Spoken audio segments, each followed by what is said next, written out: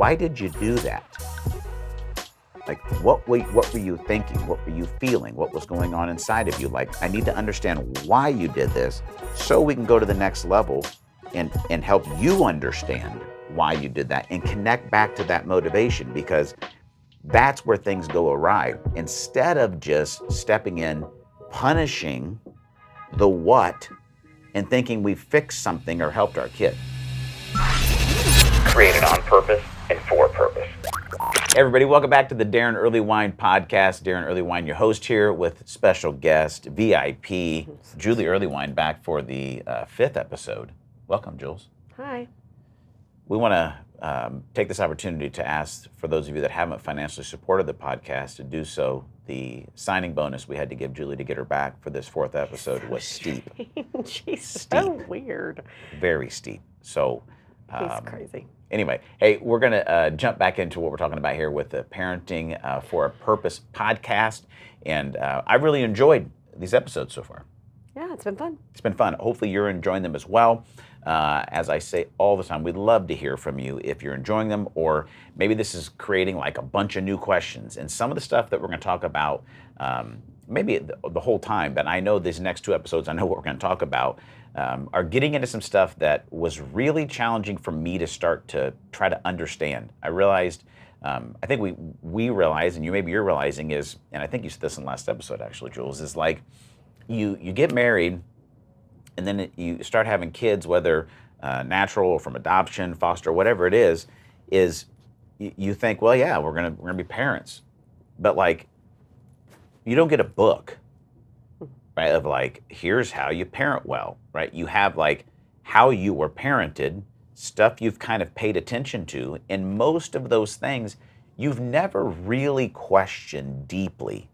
And some of them you don't even know you're going to do, because like we talked about in the first couple of episodes, the whole idea of more is caught than is taught. You have caught a bunch of things that are probably not the best practices that you have never questioned that just happen.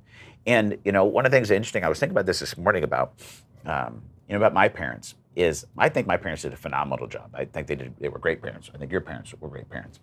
But I've come to the place of really starting to extend a lot of compassion to my folks, because like they didn't get a book either. And like I've told my dad's story, he's been on the podcast before, it's a great episode of like, my dad was one of the first people of faith in his whole family. My grandpa in the early years of my dad growing up, alcoholic, worked in an oil field, like gruff, hard kind of guy. Like, this is the 1950s. Like there wasn't a lot of parenting studies of like, here's how to be a loving and caring dad and stuff. And like, my dad comes to faith before you know it. He's a pastor. He's only been a Christian for like 5 years. He's a pastor. Now he's got kids. Like, I can't imagine in his late 20s, early 30s trying to figure all that out, And those were my early childhood memories interacting with my dad.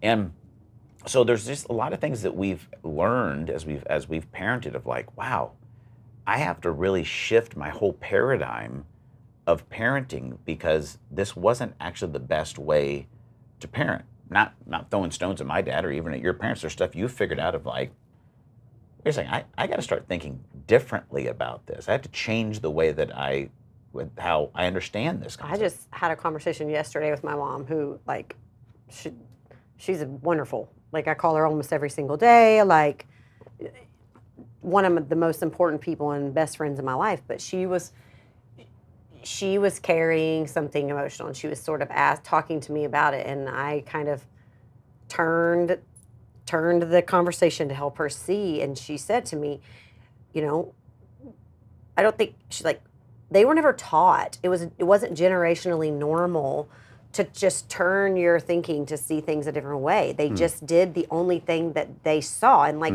we're in a generation now where we want to be open to meet people where they are emotionally. Generations years ago, if things went wrong in their life, they were often hidden, they weren't talked about, and things like that. And so we were just talking, and I said to her, I was like, Mom, I was like, you know what? I was like, there's things that I've gone to my counselor about, and I've talked about my upbringing, and I've worked through them. And it's not that you and Dad didn't do them great. It's just there's something I needed from that to do differently. And I made a joke of like, okay, I wonder what the boys What are they going to be talking to their counselor about what we did that wasn't of best practice for them? And what I said to her yesterday, because she was saying, how is it kind of that you're the one teaching me to relationally handle this situation? Because she was just in a relational kind of turmoil of how to manage something. And she's gotten, later in her years of life, she's called me more to ask me and how to handle things. And I said, I was like, Mom, each generation, our goal is to be more mentally healthy, more spiritually healthy, more emotionally healthy, to where we can openly express how we feel in a real way and feel like it's safe. That was not practice of generations prior to ours. We're sort of the first oldest generation of speaking out about being healthy about our emotions and our feelings. And so sometimes maybe if we feel like we've done anything right, one of the things Daron's always said in our parenting is that we've raised the boys to critically think. Like, we've tried to raise them to be able to critically think for themselves. And I think yesterday talking to my mom, it's like, they didn't really know how to teach us how to critically think. They just knew black and white, do this, don't do that, and to see even my mom in her older years of life in that later generation want to even try to engage in doing things emotionally better is really special because it's difficult to do. Yeah. So if you're listening to these episodes and you feel like, man, I don't know that I'm equipped for this, or I didn't learn this, you're probably not, and you probably didn't. And that's the joy of it, realizing, like, for one, to start from the place of like humility. I've got a ton to learn here. And the great part about humility is that the Lord promises us, when we start from a foundation of humility, we're going to find the grace that we need. And the great news is this, is God's grace is sufficient. His guidance and direction is sufficient to where he needs to guide and direct you to parent for a purpose. And we hope that some of the things we've learned can help in that. Once again, if you have questions, thoughts, let's dialogue about this. You can email me, Daron@blackbirdmission.com. You can also text me, 317-550-5070, or reach out through any of the socials. So this episode, Julie, is called, the episode is titled, Who, Why, What? And I've titled this the episode that because that is the order of identity formation and value formation that I think is really important as we raise kids and as we raised our boys and as you raise your kids. And it's not always the predominant order that I think the world goes in. What Julie was just mentioning there is really, we're going to talk about this, about the why, understanding, learning to be curious, learning to think critically. The why part, a lot of times in parenting, is something it doesn't even make it on the list. But most of the times, if we look at how people process in life, they start from what? Meaning actions, behaviors. That's the focus. Action, behaviors are outcomes, right? What's my kid gonna do? What's their job gonna be? Or what are they doing wrong? Or what? It's all about outward behavior. Then maybe, right? Maybe they spend some time thinking about why, but probably not. And then the last one would be who. That they don't spend maybe any time thinking about the depth of who their kid is to God, who they are, and developing the understanding of identity. What we want to challenge you on is something that has guided a lot of our thought, a lot of my thought, and all of this comes from the way that I've had to change my thinking and how the Heavenly Father parents me as his kid. And that's not the way I used to think God operated with me. We've talked a lot on this podcast through many different episodes. It's a big part of the Spiritual DNA course. If you've not gone through Spiritual DNA, just go to the website, spiritualdna.me, or the Daron Earlewine, DaronEarlewine.com. I'll get it out of my mouth. You can go take the course. But we talk a lot about a covenant relationship and what is born in that, what is formed in that is the kind of relationship we have with Jesus. And we talk a lot about the covenant triangle and understanding that we have that connection to our Heavenly Father. And the first thing that he begins to develop in us is identity. That's who we are because who he says we are. And out of that identity flows obedience, which drives us into greater intimacy with God. We've talked about it. We're not going to unpack it all through here, but that has been a process of learning I've had with my understanding of God's love for me that has been the foundation of this. So here's where we want to start, is you got to start with who. And by that I mean this, helping your kids understand who they are because of who God says they are and who they are in your relationship and in your family, okay? And in this, we got to realize that we don't have the ability or the power to tell our kids who they are. They need to know that that comes from straight from God. They're not who we want them to be or who we're dreaming they could be, which is a lot about our dreams about what they'll eventually do. One of the most important things that they need to grasp from the get-go is that they are a dearly loved child of God, not because of what they do or what they don't do, but because of who they are. And that is something so key in their relationship with us, that they know you are valuable and loved by me because you are my child. You are my dearly loved child. That is who you are outside of anything that you do. And tons of scriptures that speak to this. 1 John 3:1 from the Message paraphrase, what marvelous love the Father has extended to us. Just look at it. We're called children of God, and that is what we are, right? Ephesians 5:1 in the New Century Version says it like this. You are God's child. You are God's children whom he loves. So try to be like him. I love that one, right? And here's the thing I think about Jesus's upbringing, which we don't think about a ton. We don't get a ton of Jesus' upbringing. We get some, snapshots throughout him growing up. But one of the ones that stands out to me that I love about this point is Jesus is about 30 years old, so he's not a kid, but he's getting ready to start to do what he came to do, which would be the Savior of the world. He's about to start to do the what stuff. He's about to start healing people and walking on water and all the stuff that Jesus does.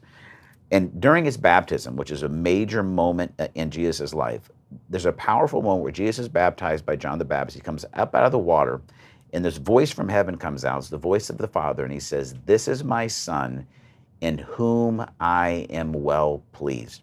And that's always stuck out to me, Jules, because Jesus hadn't done any of the cool Jesus stuff yet. And at the beginning of his life, the thing that God thought was most important is he knew his identity, who he was in relationship outside of anything that he had done yet. And one of the things that just a helpful thought on this is, for one, I think you've got to talk to your kids about their identity in Christ and what that looks like. You've got to live that within yourself. But one of the things that I thought about, Jill, that we've done when the boys were little, is we tried our best to never make identity statements to the boys in their successes or their failures. And you're getting into an identity statement when you're using the phrase, you are, right? Or I am, you are. You're speaking to a kid's identity. So I know we've challenged each other and tried to watch that, right? Is when you're correcting a kid, right? Something they may have done, right, is bad, but your kid never needs to hear from you, you're a bad kid, you're a liar, you're a problem, you're a troublemaker. Whatever the thing can be, that you are actually bringing some scarring upon their understanding of identity if that comes into play as you're speaking to them. Any thoughts on that, Jules? I mean, we said we didn't make you are statements. You mean of negative connotation? Well, of negative was the main focus when they were little, but I would say also outward things like we do our best to not, like even now with Cole, and he's not a football player, right? It's not his successes. You are so much more than you are your success, and I'm not saying you can't say things like, you're a really good student. I'm not saying that. But right. Watching to make sure that the thing that your kid hears all the time is not you're loved and accepted and celebrated here because you're succeeding. Yes. You're a problem to the depths of your identity, and you keep hearing us say that about you. Yeah. I feel like sometimes you get in rhythms of life, though, where they are a little bit of one thing in a season, and you have to be conscientious in that to make sure they separate themselves and see that they're a child of God and that they're more than anything they ever do on earth. I think that's super important. I think it's really hard in today's world for them not to find their self-worth in the things of the world. And that's what we've always tried to do, whether something has been going well for them or going negative for them. We want them to see that neither of the thing of the world is really of that much value, that everything else is out of the value of who they are in Jesus. and the role that he plays to create their identity. I am fairly certain I have failed and used the "you are" statement. I'm scared I used it this morning when we were arguing with Knox about his outfit. So that's actually where my brain went, because I freaked out and thought, did I just "you are" him this morning? Because then I would apologize. I truly would apologize, because that is one thing we have done in those situations is we're still so human, and we still mess up. So now, honestly, when Daron was talking, I just thought I "you are" Knox this morning, and I'm like, great, did I do that? But I don't remember. But you know what? That's the thing. But that's real. That's just me being yeah. authentic. Is I was like, I kind of got lost in thought of like when we were arguing about the way he was dressing, because it's football game day and he's supposed to, there's standards for how he was doing it, and he did not meet the standards required by his coach. And it was Yeah. I'm concerned we used "you are" this morning. We may have. Side right? note, we fail. But here's like Every day. I honestly love the moments when you do fail, because what's the teaching moment now is if we did that, we get a chance to come back to Knox tonight, right, at dinner. We might not have dinner because football, but bedtime, before I sing his songs, whatever, is to say, hey, you know what, this morning, you know, I think I said this about you. Or I could have managed it better. Yeah. You know, like, oh, I hope I didn't make him like think that the way he chose to wear his clothes was, you know, not okay. Like, because those are like non-mattering things. That's one of the other things about this discussion we've always, is if it's a non-mattering thing, like, I had to learn early on, sometimes things that matter to me really don't matter.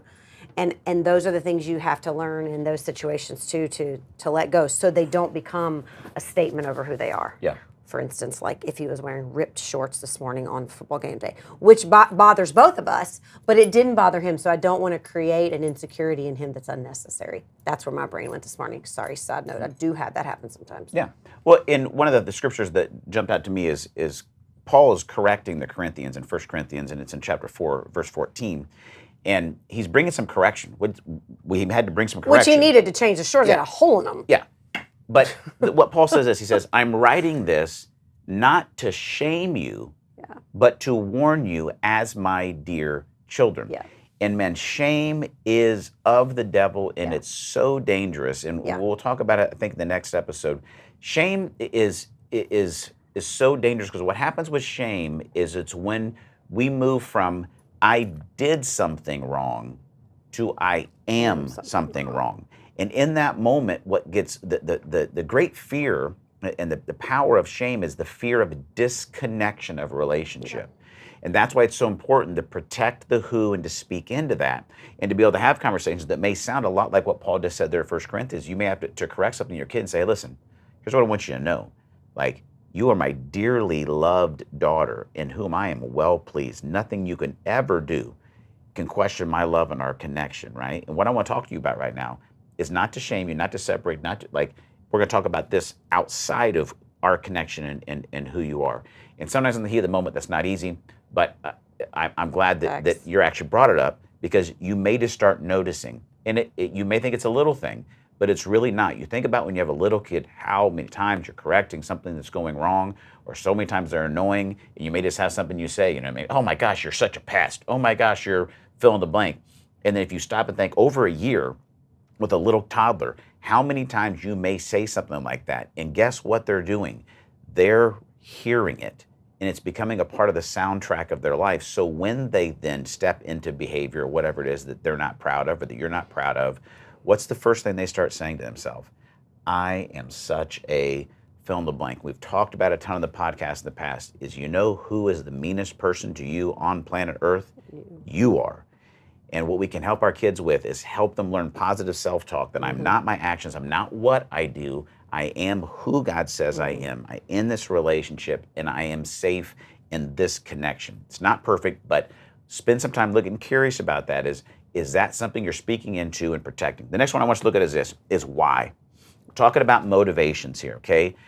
Who they are, and then why are they doing what they're doing. And here's the thing, I think, there's two sides of the coin to this, Julie. It's, first and foremost, as us as their parents, getting really curious to figure out why they are doing what they're doing. Then the next level, and this is like honors level, but this is when you know you've won in parenting, I think, is if you can develop the kind of conversation and discourse and trust where you lead your kid to start understanding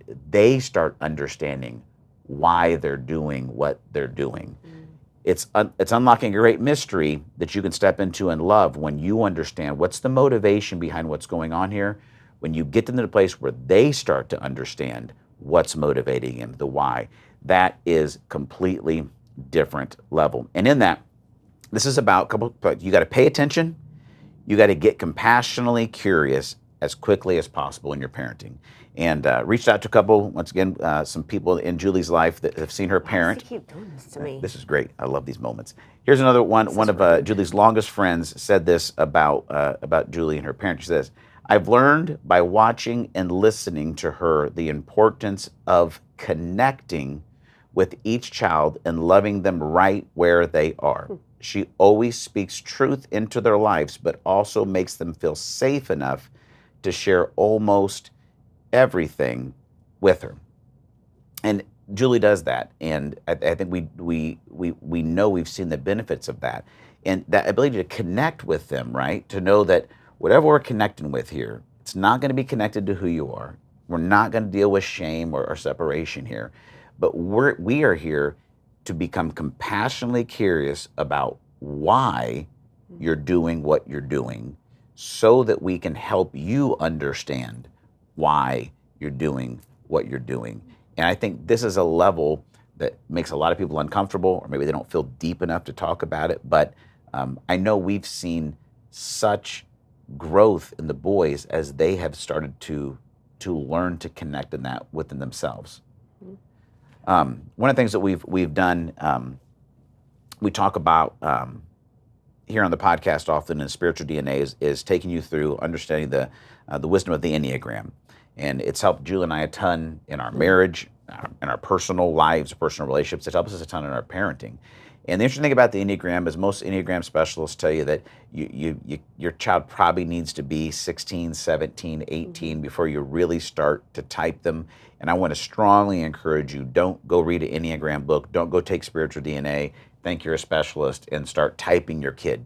You do not want to put them in any kind of box, especially as they're developing. And so this is not for you to start verbally typing your kid. But here's what I do want to encourage you as a parent and a parental team, if you're our team, to do is to start getting educated on it so that you can begin to observe and get curious to start to understand some of that. For us, when Cole was 16, 17, he went through, took the Enneagram, and we think he's probably a type 1.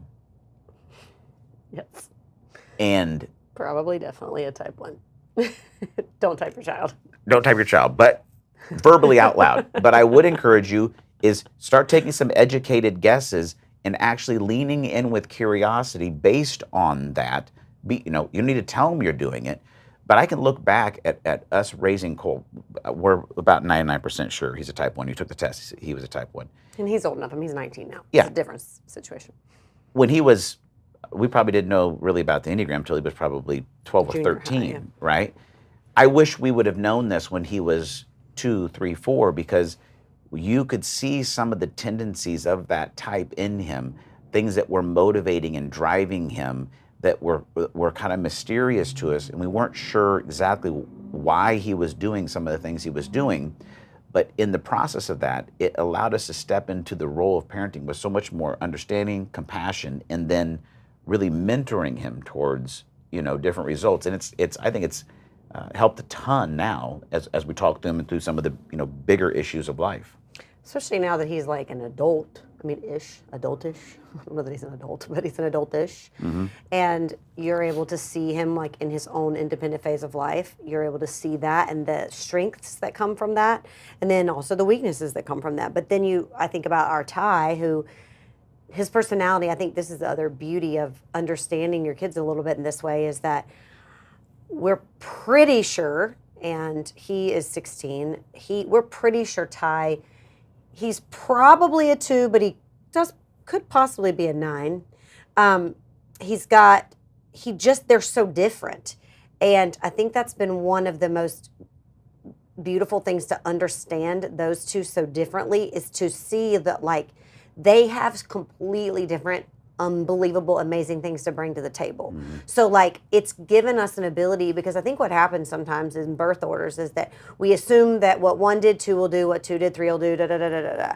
And the truth of the matter is that you will have 3 kids and they will all 3 do something completely different. And you could attempt your best raising them the exact same way or whatever. And it's like Ty has an ability to love people and care for people and meet people where they are in a way that like I don't know that anybody in our house has. Like he just is very, very sensitive to people's needs and to connecting with them. And, you know, and because of that, the way I have had to learn to approach him very differently. Because when Cole was little, I could come at Cole with force, not like physical force, but like if I raised my voice or if I showed authority, like Cole responded to authority immediately. So if I demanded authority with Cole, he responded immediately to authority. Well, and I think one thing I want to interject is if Cole is a type 1, right, the core lie of a 1, they're in the gut triad. The core lie there is I am what I accomplish. Yeah. Right, which there's an identity statement. I am what I accomplish. So when Julie would interact with him to parent towards force of accomplishment, right, it hits. Yeah. And he responds. Right. If realizing I didn't realize this when he was young because that's the way I had done it. But with Ty, I would come at him with force and he would crumble. And I was always like, what is wrong with you? Like, I don't understand. And then as he began to evolve more and mature as a person, I realized this doesn't work. Like I'm not getting through to him and it's not his fault. It's mine. It's my fault. I'm wrong. I'm the one out of line. I'm putting on something on him that he can't even understand. Like he can't process that way. So since then, our exchange is very different. I have to go to him more of like, hey, let's talk about ways that can help you maybe do it this way that'll help make this easier or make you feel better or make you happier. And when I go into it with that way, it's still the same. The goal is still the same. But the approach between the two of them has had to be completely different. And I have found now that my relationship with Ty is so, I always joke in our house and say Ty's a Caribbean vacation, because overarchingly, he doesn't really require a lot of force because he's full of love and kindness and sensitivity, especially to me. Of all 3 of the boys, he is the most sensitive to me. And I realized that I was impairing our relationship by putting force in a place that force wasn't at all working. My strong, because I have a very strong personality, so my strong personality would come out at Cole, and it worked. But Cole has a strong personality, so sometimes it would come back at me. So, but Ty and I got older. Yeah, and Ty and I don't. It's not like that. It's a very like more low key, peaceful, back and forth relationship that then creates healthier production in our friendship, relationship, parenting than it did before. Well, and the thing is, if he is a type 2, right, he would be in the heart triad, which the core identity lie there is I am what others say and think of me. And he is very much that. So that's something we're getting curious about, which that would be the thing is that if he felt that his mom, was thinking or saying things, right, that were aggressive, right? He's going, he's going to receive that immediately. That's not true. He'd probably shut down, honestly. They don't receive that well. Right. So, and that's the challenge, like you're saying, is like every kid now it's a whole different approach to it. But that's the thing. That's coming back to who, right? Who are they, right? They're dearly loved children of God, dearly loved in our family, but they're unique. Why do they do what they do? And where this really rubber meets the road with this one comes to what they're doing. Because that's where we're interacting, right? Like I'm reacting, I'm yelling, I'm there's being consequences. I'm concerned, I'm worried, all these things. The trigger point is they've done something. There's an outward action behavior, right? Now I'm responding to what has happened. And we're going to talk about it in the next episode, the understanding of choosing our role in our parenting, whether we're going to be a parent that brings love and perspective, or we're a parent that brings punishment and fear. I can't wait for this next episode. But a lot of this comes down into it to where when we've dealt with them on things where a what has happened, an action, a behavior has happened that is undesirable or not what we would have loved, is, I think we've tried to do a decent job on this, is initially we may respond to the what within a way that we don't love. But eventually come back to a conversation with them to really begin to understand, like, why did you do that? Like, what were you thinking? What were you feeling? What was going on inside of you? Like, I need to understand why you did this so we can go to the next level and help you understand why you did that and connect back to that motivation, because that's where things go awry. Instead of just stepping in, punishing the what and thinking we fixed something or helped our kid, right? Like, oh, you lied. Guess what? You lied. Here's what happened. Here's what's going to happen. Well, when I correct you because I'm mad at you for lying, I'm going to tell you that you're a liar. Like, you're a liar. This is a problem. You're losing your phone. You're grounded. You can't play Fortnite for 3 weeks because you're a liar, right? And we think somehow that we've punished the what, so therefore our kid, we fixed it. They will no longer lie because they got grounded and we gave them a good talking to. Well, you just damaged your kid's understanding of who they actually are. Now they actually think their identity is a liar. 2, they have no freaking idea why they lied. And guess who else doesn't? You. You don't have any idea what was going on in that to lie.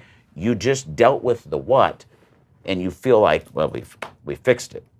Whereas you may be in a situation, we'll talk about this in the next episode, where there may not have been any punishment that was actually needed for the what. Because if you figure out why they did what they did, you help them own the problem they have, help them figure out a way to actually mend whatever broken trust and connection was brought about by that.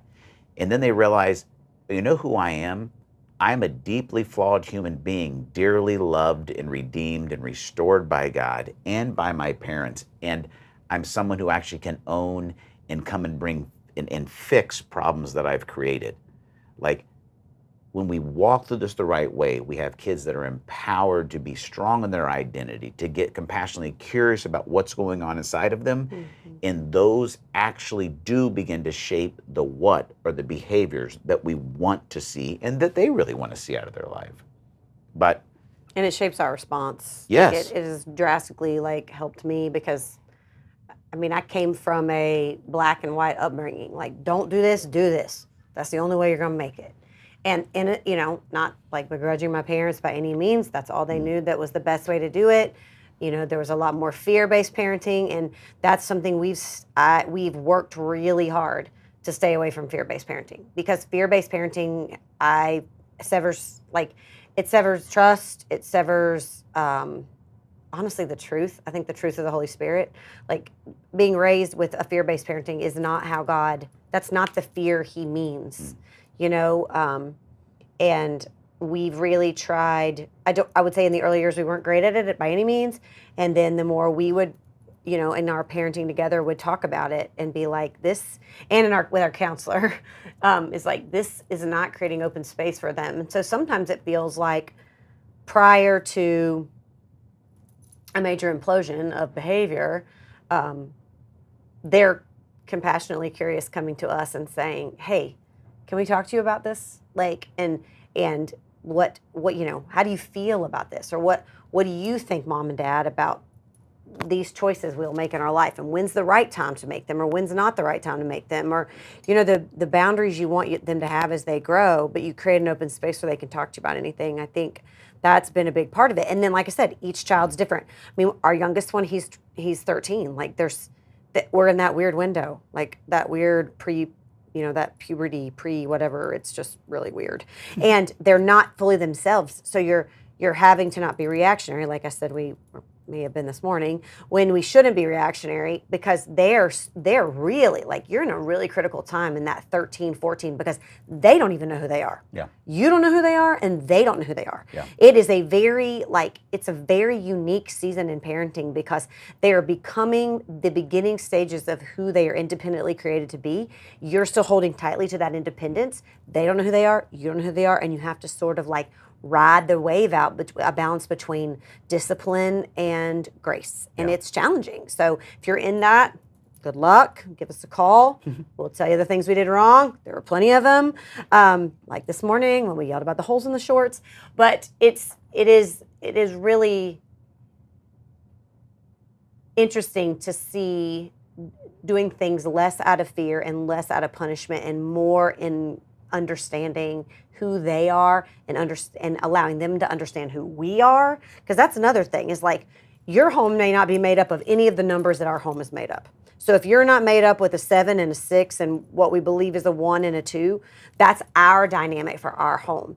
You may be a 6 and a 9 with, maybe you're not sure yet, like a 3 and a 2. Like that's a whole different dynamic. And you can't base everything on one personality test by any means. Do not. Does not by law define you. It's just a tool and a guide to direct you to touches of understanding, but know that your interactions and your exchanges within your family will also look unique to your personalities, and that does make a difference.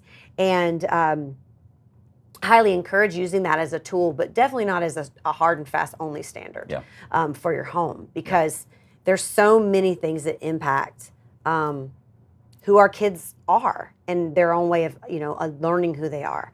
And it is interesting to have adult and then adultish and then, junior high all right now in this season of life, because you really are seeing who God's created them to be. And it's really exciting.